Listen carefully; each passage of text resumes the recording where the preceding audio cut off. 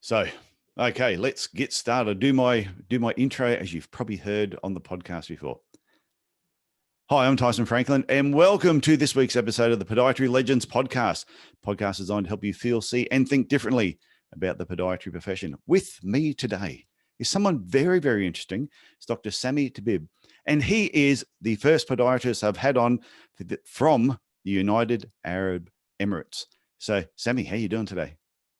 Good. Doing great, Tyson. How about yourself? I'm good. I've done a few recordings today.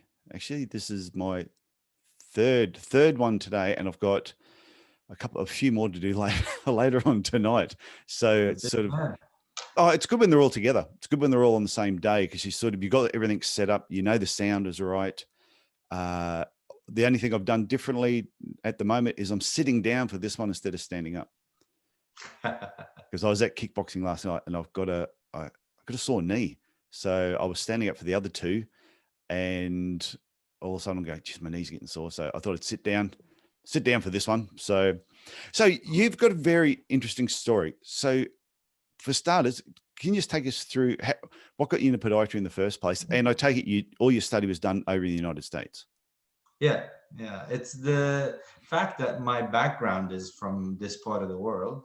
And when I discovered podiatry, I realized that I would bring back, once I'm back in the Middle East, I would bring back a craft that hardly exists. And I thought the uniqueness of it would be a great opportunity. And it has turned out to be true. It's still to this day. I mean, I've been back in the Middle East now for 18 years.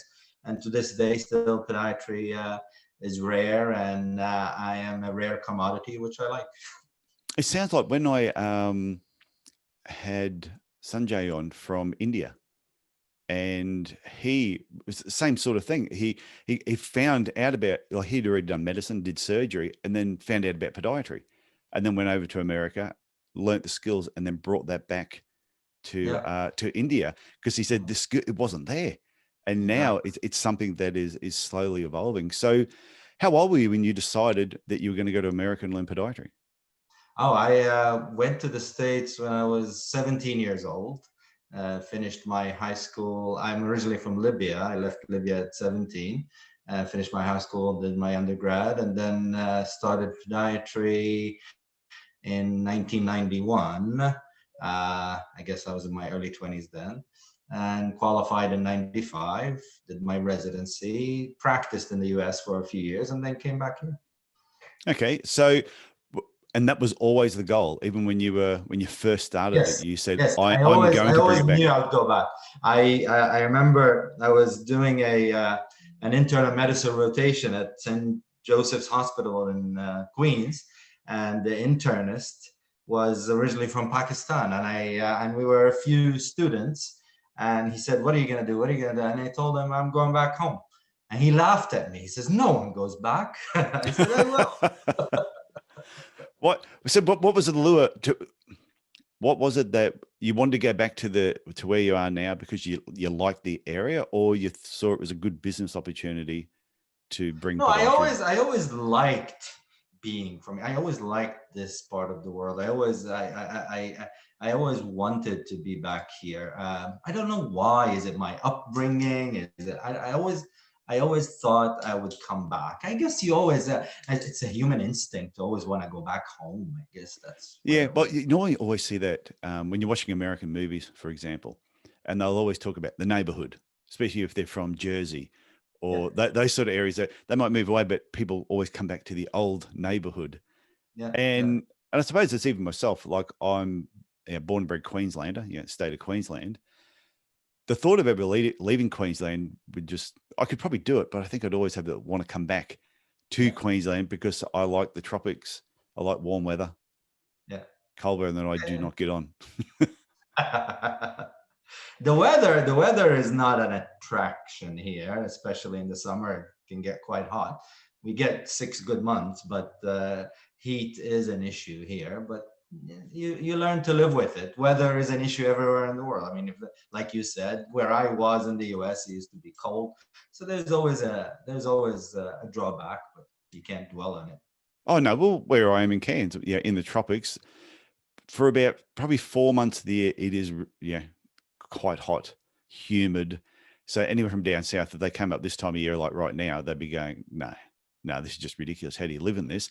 But for the rest of the 8 months of the year, it is absolutely gorgeous. Exactly. Yeah. Yeah. So it's always good and bad. So you brought podiatry back there. What was how did you kick it off? How did you get it started? Initially it was difficult because there were no rules and regulations. There was very few podiatrists here, so there was a teething process, but there was a need. I always saw there was a need for our services, and so I pushed through, even though there was some challenges at the beginning. But Dubai in particular is open. Dubai always attracts talent, always attracts new ideas. So there was always a welcoming atmosphere at the end that kept me going.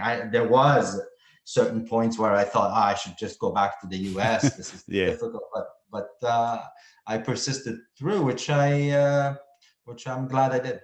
So were there other podiatrists there by the time you finished doing all your study and the time in America and you came back? Were there already podiatrists in your area? There was maybe less than a handful, 2, 3, hardly any. Okay. What about now? Now they're up to maybe 30, 35, Okay. And they've all done podiatry going through the DPM program in the States? No. They're from all over the world. We have Australian podiatrists. The most common background is UK qualified podiatrists. We have South African podiatrists. We have French. We have Spanish. We have Greek. We have from all over. German. There's quite a few. Yeah, okay. So they're not all doing surgery then? New Zealand. Yeah, sorry. So they're not all doing surgery? Some of them. No, there's different setups for different qualifications. Yeah. Okay, yeah, because when I was talking about podiatry in India and I asked the same sort of question, and he said over there to call yourself a podiatrist there, you have to go through, like, you got to become a doctor first, then do the training and all that. Someone from Australia couldn't just go over there and start working.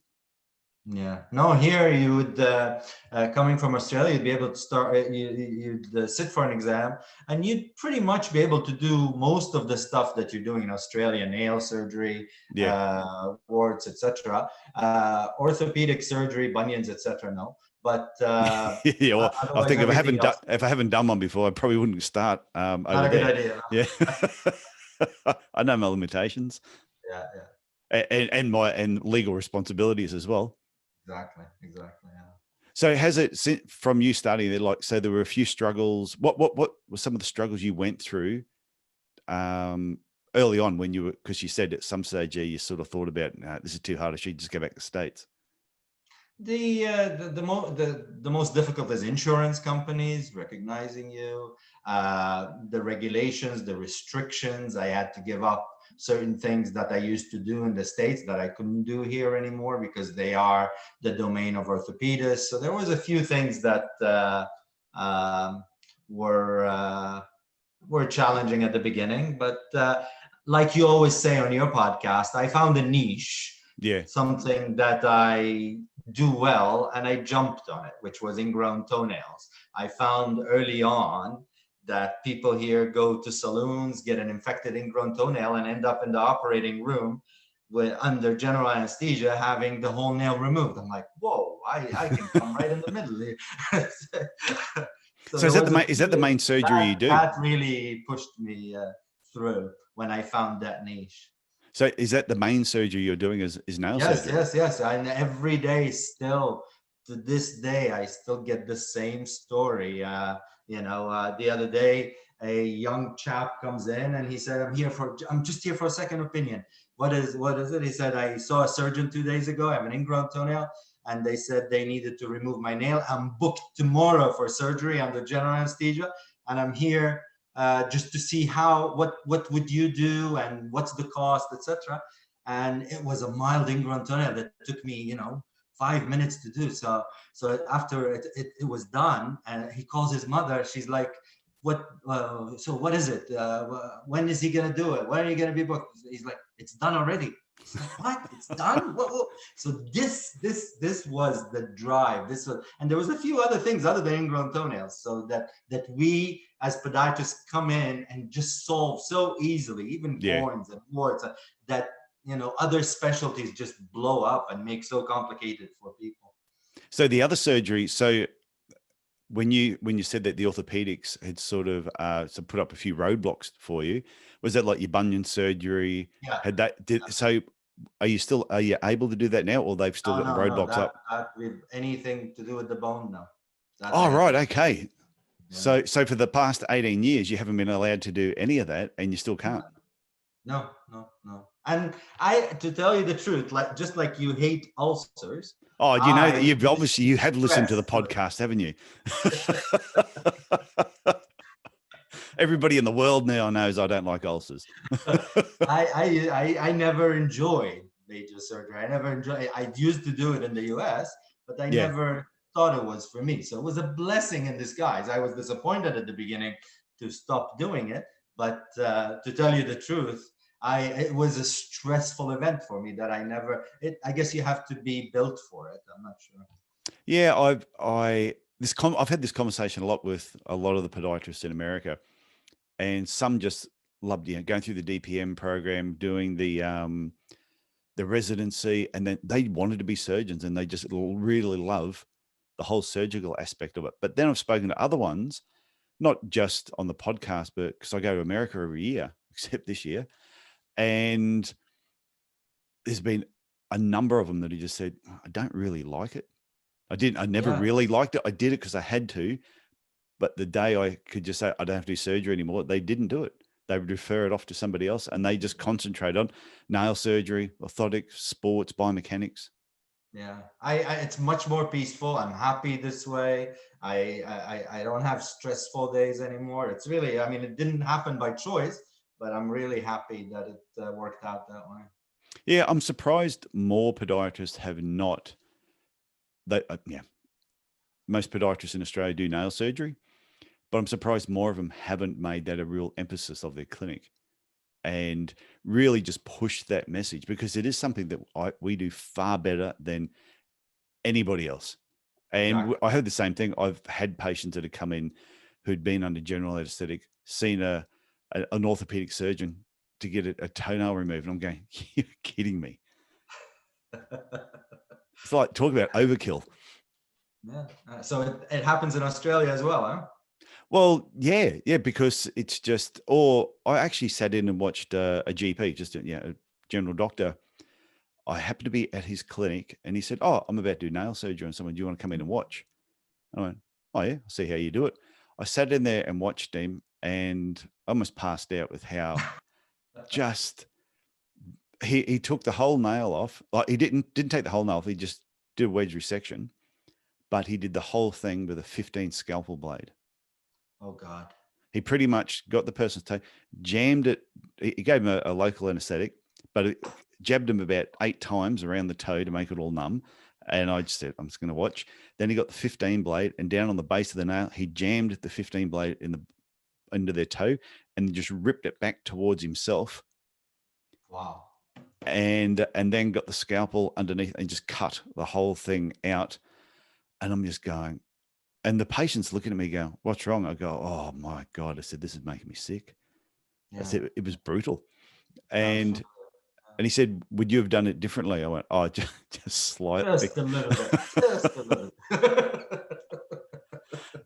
So, for me, it is our domain. Who have phobia, so they've had an ingrown toenail in the past, and they tell me it's okay, you can do it. But how about the anesthesia? Because they've been stabbed with that needle in places where you would never even put a needle around the toe, and they've developed a phobia of the anesthesia. And when I tell them that I've numbed it up already, it's numb already, they can't believe it. That's it, it's numb. It's like, so even we underestimate our skills. Even blocking a toe is a difficult skill, and we are good at it. And when they go other places, the things patients go through, just getting the toe numb, is amazing. Yeah, and it's surprising how bad other professions are at just doing a toe, like an injection in a toe, Exactly. and we just do it without even thinking about it. And at the end, what happens is they stab them, and then the toe doesn't get numb. It doesn't matter how many times you stab. You have to do it properly. Yeah. Then they just end up doing the procedure, and they tell me, "Oh, at the end they did it, and I felt everything." Yeah. Imagine that. So how many nail surgeries would you do? Are you doing them like throughout the day, every day? Yeah, we do around maybe 3-4 a day. Yeah. Okay, so you're doing a lot of them then. So have you become?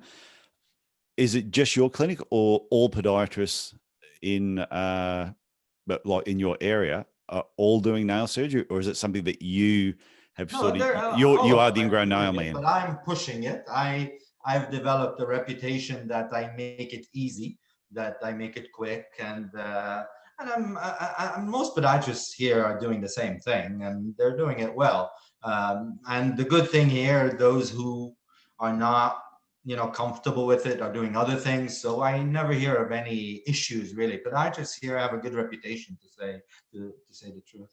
Yeah, I used to really enjoy doing ingrown toenails until I haven't told anyone this story, until I had this patient. He was about 12, and he came in, yeah, did the injection, did everything as per normal. I've never ever had a toe not go numb, never. So did the injection as normal. I said, if you feel anything, yeah, and I usually say the same thing. Yeah, as I'm going through this, yeah, you're going to feel pressure, but if you feel any discomfort, please let me know. I said, yeah, you need to tell me. So anyway, so I start the procedure, and this kid goes, ah, and I won't say exactly what I said. I don't want this to be an explicit episode. My heart hit the floor, and I looked up at him, and I said, could you feel that? He goes, nah, it's just messing with you. You bastard, you little bastard. And I wanted to reach up and just choke him. But it was right at that point that all of a sudden I realized, even though it's a simple procedure, even though it's just a local anesthetic, it is still a surgical procedure, and stuff can go wrong. Things can happen. And it can be serious. I had a patient whose father was a doctor, and he comes in late teens, 19, 20. He says, I've had 2 ingrown toenail surgeries and it came back. So I said, let me take a look. I take my probe to look. There is no infection, anything. I probe and I touch bone. Bone is exposed. So I know his father is a doctor and a well-known one. I'm like, I'm not doing anything. Let me call him. I called him. I said, your son is here. And he said he has an ingrown toenail. Can you please come? He said, yeah, I'm driving around. And he comes in. He says, I said, see, I'm touching bone. We're going to order an x-ray. We order an x-ray, and he had an inchondroma. He had a benign bone tumor that someone else, just because he had pain at the medial border of the nail, then, well, it's an ingrown toenail. And it was a bone tumor. So things can be serious. I know. So it's and that's why that time when that kid yelled, it was sort of just, I knew it was numb. I don't know why but it frightened me just at that split second that all of a sudden, wow, what we do, there can be repercussions. And I did have someone that was working with me, and while halfway through doing the procedure, the patient had like a diabetic fit. Oh. The blood sugars dropped. They crashed. They fell off the chair, and actually fell off the chair and head butted the wall. Put a big dent in my wall, brand new wall too, I may add. And there's blood coming out of this guy's head. There's blood splurting at the toe everywhere. The podiatrist was just freaking out because it was a new graduate. So, and when it all settled down and we cleaned the guy up, and his parents came to pick him up, and everyone's going, oh, well, that's all good. And I said, you still got a bloody dent in the wall there. I said, look where his head went. I said, how hard is that guy's head? And they go, all you're concerned about is the wall. I went, it's a new wall. It went up a week ago, and he's put his head in the wall. Anyway, he did come back, get everything fixed up. But the problem, he hadn't had anything to eat, long day, and then just the whole nerves of everything that was going on. But it was a good lesson for the new graduate too, that things happen and Exactly. you've got to be prepared for it. Exactly. And we've all had it. We've all had it. Yeah. So with so you're doing other aspects of podiatry as well? We're doing diabetic foot because here the rate of diabetes, as you probably know, is very high. So a lot of diabetic foot care as well. One unique thing that we see here that you don't see in any other parts of the world is the dorsal ulcers. So we see ulcers on top of the foot instead of the bottom because of the sitting. So there are sitting habits where they sit for long periods of time. And I remember my first encounter with a dorsal ulcer was at the dorsal aspect of the third MTPJ. And it looks like a neuropathic ulcer with the callus, everything the same, except it's on top. And I'm telling him, what do you do? He's like, I'm a driver. I'm like, what is it? It took maybe a couple of months for me to figure out the way he's sitting. He sits whenever he eats, or whenever he sits on the ground, he bends his toes and the metatarsal head shoots right into the ground. And yeah, so that's a unique aspect of what we do here. That is, because, and that's the part that I think is really interesting when the whole cultural side of things, like where you are. Is Arabic the language over there? Yeah. Yeah. So you've also got the whole religious aspect of what you're doing as well. That's got to be taken into account with how you're working with patients. Yeah, exactly. There is, for example, we get a lot of interdigital macerations and tinea, and it's, here people have to wash up 5 times a day for prayers. So that's a lot of maceration, a lot of water going between the toes. And when you tell them, well, we need to dry them up, we need to reduce the exposure to water, they're like, well, I need to pray. I'm like, okay, can we do this? Can we do that? You have to negotiate with them. But most of the time they understand. Yeah. So do you do that yourself? Sorry? So do you do that yourself? Do you pray 5 times a day as well? Yeah, I do. You do? Yeah. So is it, I've always wondered, is there a certain time of the day you have to do this? Excuse my ignorance, but yes, there is. Is there a certain time that you do it 5 times? Sorry. Yes, there is. Yes, there is. Yeah. My wife always says to me, whenever you go to a Muslim country, you hear the call to prayers. That's the time. That's the time. It's telling you it's time. Oh, yeah, my wife always says to me, geez, you ask some dumb questions sometimes. But this is how I learn stuff, is because sometimes people are too afraid to ask other people of other faiths and religions questions about that. And I'm always really curious. Because I'm familiar with it, I'm able to tell the patient, so, okay, you wash up 5 times a day. You don't have to wash up 5 times a day. There is an alternative. You can do 3 times a day. You can do that. Because I'm familiar with it, I'm able to get into it with them and tell them, you're allowed to do this. You can actually wipe your foot. You don't have to wash it. So there are a few things that I can get out of the patients because of my familiarity with the subject. Yeah. So do they wash their feet 5 times a day? You have to wash your hands, your face, your feet. It's called ablution. Yeah. Yeah. My daughter, she's at an all-girls school, and there's one. It's a Catholic school, but there's one girl there who's Muslim as well, and she is throughout the day goes off and does her prayers during the day. Yeah, and the school's all set up, and they're all cool with doing it, and all the kids reckon it's great that they've got someone that's completely different, and they're just learning stuff. Yeah. So when you're looking at your work day, you have these breaks in between patients. So I suppose most of your patients aren't going to be coming in then either, because no, it doesn't interrupt my work. It doesn't. I don't let it. You wouldn't know if you were working with me. Yeah, you wouldn't know that I'm doing it. I find a way. I push it. You wouldn't know. I wouldn't. I don't make a big scene out of it, or and that's the way it's supposed to be. You're not supposed to flaunt it, Yeah. You're not playing loud music at the same time when it's on, and they're going, oh, he's washing his feet again.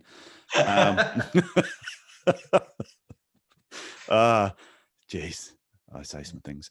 I just find it really interesting. So what percentage of your patients would be Muslim? It's a difficult question. I'm not sure. Maybe 50, 60%. Okay. And is there a Because there's a predominant? large expat population here. Okay. So, um, do they have alcohol? I know you don't. You wouldn't drink, Yeah, it's available. It's available. but We're not. it is available everywhere. It's available. You got to cater for those tourists. I mean, the UAE has a very good setup, very tolerant. Whatever you want to do, you live your life. You live your life. You want to go to the mosque, it's available. You want to go drink, it's available. And that's the way it's supposed to be. Nothing should be imposed on anyone. You know, it's your prerogative. You know, whatever you want to practice. So that's why I love living here. It's one of the most open, tolerant, inclusive countries in the world. Okay. So, okay, let's get back onto the podiatry side of things. That was a good little sidestep though into your religion. I thought it was interesting. Where do you see podiatry over the next 5 or 10 years in your area? I see it expanding. There is a realization in the medical community that there is a need for our services. The problem is there's no podiatry schools in the area, so anyone who's coming is coming from far away and is here for a limited amount of time and goes back. So that makes it difficult to build up the profession. But there's definitely a realization compared to when I first came. Even from the referrals I get, people now know what we do and what we're all about more and more. Okay. So I see it growing. Yeah. So there's no universities there at the moment. Do you think eventually there will be? It'll be something that yourself and maybe some of the other podiatrists that have been there for a number of years will have some influence over creating a course there? Possible. I'm not sure how easy it is to implement and what's the level of interest, etc. But it's possible. It's possible. I very difficult question for me to answer, to tell you the truth, Tyson. I'm not sure. Not easy to because it's a transient population, as I said. Yeah. It's very difficult. Yeah. I had a question I was going to ask about the area and podiatrists coming over, but I think you mentioned that before, that a lot of the podiatrists there have come from like the UK, Australia, South Africa.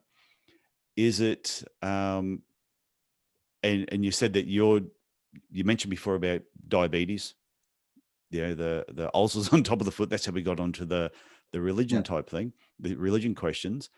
When it comes to say orthotic therapy in your clinic, are you making yourselves, or is there a lab that you send it off to?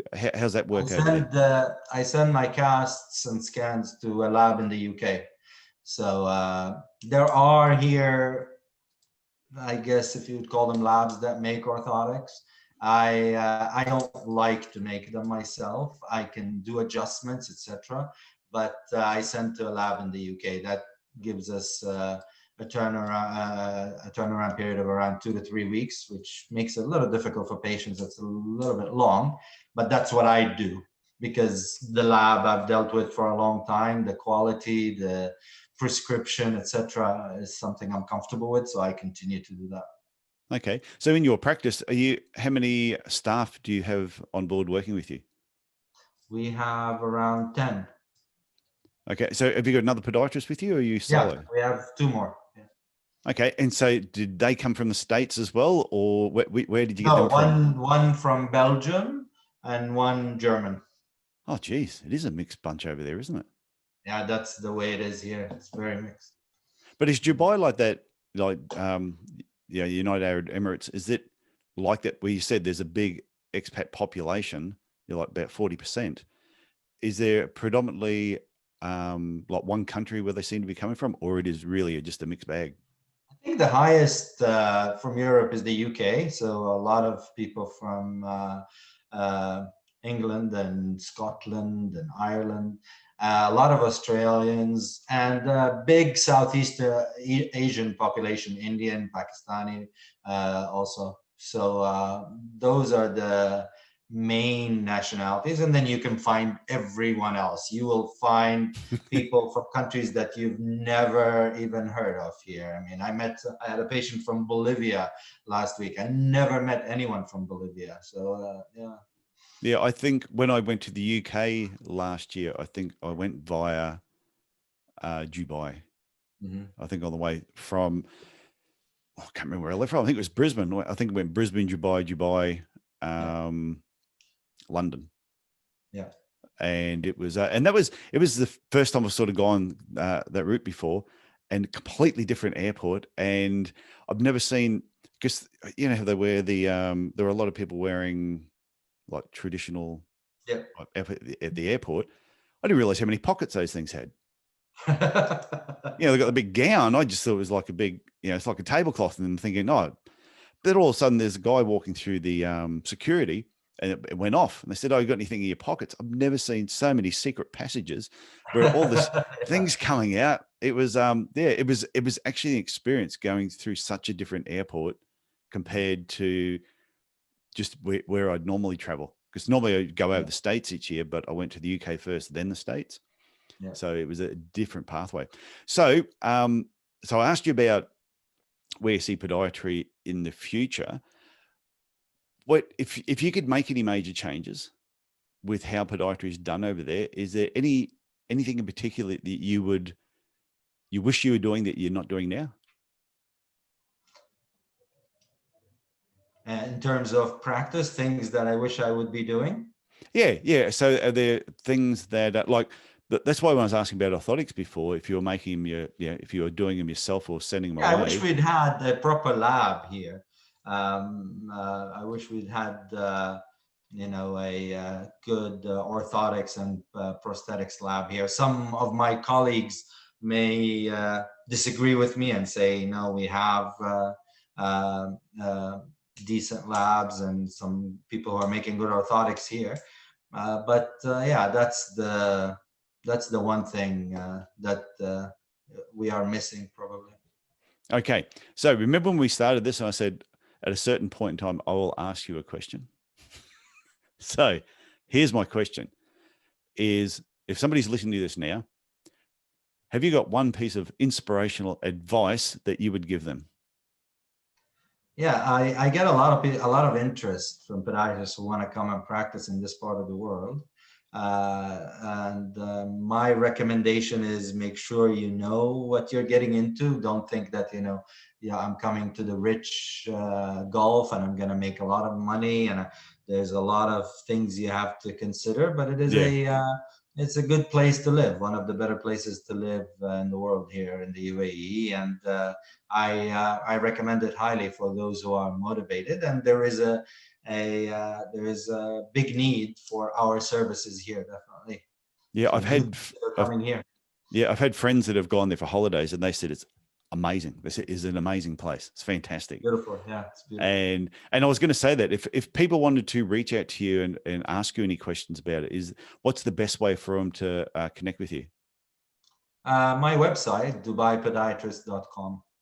Okay, well, I'll put that in the show notes. And so I want to thank you for, I can't remember how we connected. I know it was through Facebook, and I think we just connected through Facebook. And when I saw that you were in the United Arab Emirates, I just went, oh, I've got to get you on here and talk about that, because it's not a mysterious area, but you sort of, people go there for holidays and you only see certain parts of it. But I always like knowing how podiatry is being, how it's developing in these different countries. Yeah, it's good. It's becoming more and more. There are places where there is no podiatry at all, and now you hear there is a podiatrist in Egypt, or you hear there's a podiatrist in Tunisia or Morocco. So there are. It's coming up. It's coming up. There are opportunities for those who want to venture and open up. There are opportunities, and there is a niche for us if you know where to find that niche, you know, that service. Do not, you know, think you're going to be saving the world and doing bunion surgeries and things like that. Just find what you're good at, and there are plenty of places. Yeah. Okay. Oh, but one other question before you finish up, or before we finish up, is, do you go back to the States for training every now and then? So for your own professional development, do you go, I take it probably to the UK for different events? I go to the UK more often because it's closer. Yeah. And I go to the US as well, but mostly to the UK. Even a few years ago, in the Royal College of Physicians and Surgeons of Glasgow started a podiatry membership program. I was the first DPM to take the exam, part 1 and 2, and passed and became a member. So, and I go more often to the UK for conferences because of ease, and because I have kids going to university there. So more than the US, but also to the US as well. I reckon that's great. And so, Sami, I want to thank you for coming on the Podiatry Legends podcast. I do have your address details. There will be a shirt coming your way in the not too distant future, very similar to the one that I'm wearing now, but probably I don't have any red ones left. So X large, please. So you want the biggest one I've got? You don't look that big, but if you, well, I'll cameras can be deceiving. I always remember that on was it on Friends when they said, oh, I think one of the girls on there, and she was like, when she was younger, was overweight. Yeah. And they were looking at the photos. Monica was overweight. Yeah. Yeah. And they look at the photos, and she said, oh yeah, remember a camera puts 10 pounds on you. Yeah. Chandler's got, how many cameras were on you at the time they took this photo? Yeah. That's a good one. So, but no, you don't look overweight at all. I am.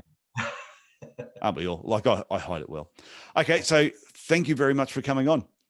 Thank you, Tyson. Thank you for having me on. I enjoyed it. Wait 1 sec. I'm just going to stop the recording there, and I'm going to end the video here. So everybody that's been tuning in, watching the video, thanks for tuning in.